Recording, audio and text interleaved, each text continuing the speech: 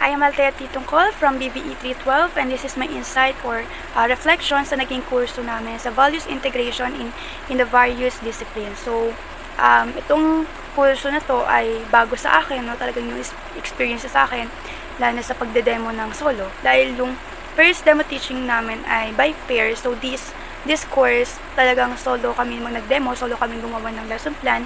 And syempre dito ay hindi kami ang values teacher. We are assigned sa iba't ibang subject sa high school, and yung napunta sa akin yung physical education. So during this course ay talagang inano ko na hindi ako values teacher, I am a PE teacher, kasi syempre sa paggawa ng lesson plan dito dapat PE teacher ka na nag-integrate ng values. So medyo naging challenging talaga siya sa akin, kasi syempre from values teacher, no, ang pinupurso mo ay pagiging values teacher. Dito sa demo teaching na to, ako ay naging physical education teacher, no. So may mga part na talagang kailangan ko siyang itanong sa mga PE major sa PNU para talaga malaman ko kung paano nila ginagawa yung lesson plan nila, paano sila nag-integrate, paano sila nagdi-discuss, paano sila gumagawa ng objectives, kasi very different din yung paggawa nila ng lesson plan sa aming mga values. So kailangan talaga na mayroon expert na mapagtatanungan ka. So ginawa ko talaga noon ay talaga nagtanong ako, buti na lang I have a friend na PE major din, so nagtatanong ako sa kanya, ganyan.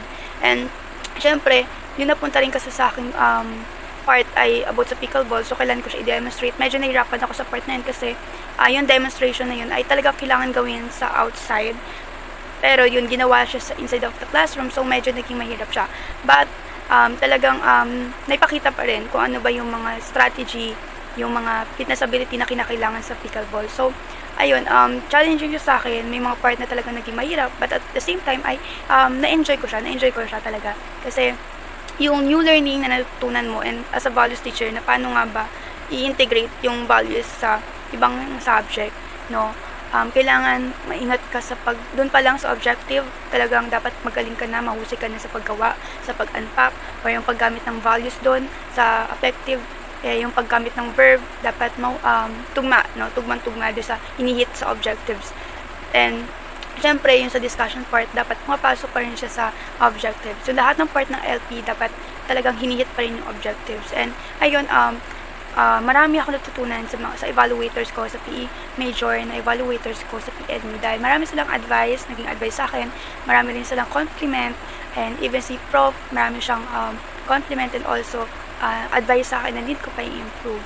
So ang dami ko natutunan sa kurso na to, and ayun, ay patuloy kong i-improve pa, at yung mga binigay nilang good comment ay talagang pangahawakan ko pa, no? Pangahawakan ko at i-enhance ko rin. So ayun, dito ko tinatapos ang aking reflection sa naging kurso namin sa values integration in the various disciplines.